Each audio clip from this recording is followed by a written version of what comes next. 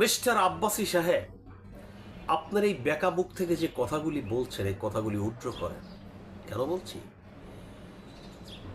আপনি বলেছেন Ayatollah Khomeini মারা গেছে, এখানে ইন্না লিল্লাহ বলার মতো কোনো কিচ্ছু নেই।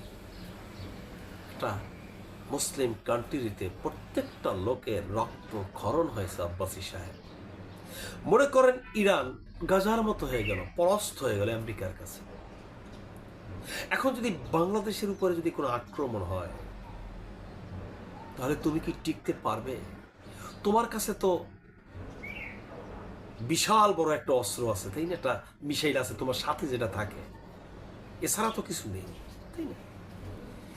এই যে অহেতুক কথাবার্তা বলে মানুষের মনে যে একটা কালিমা, মানুষদেরকে, মুসলমানদেরকে তার জায়গা থেকে যে স্পিরিট নষ্ট করে তুমি দিচ্ছ, এই ক্ষতিটা কিন্তু তোমার উপরেই পড়বে।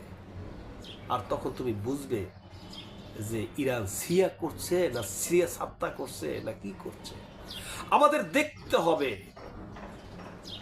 যে আজকের মুসলিম দেশগুলোর পাশে দাঁড়িয়ে ইরান যেই ভূমিকা নেয়, তুই কি করেছিস?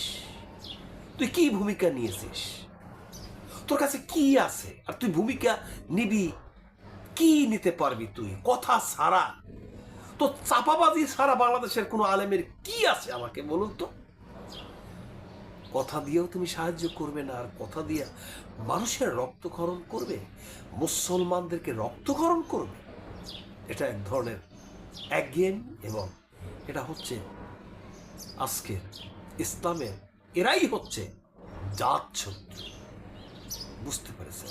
সবাই ভালো থাকবেন। আল্লাহ।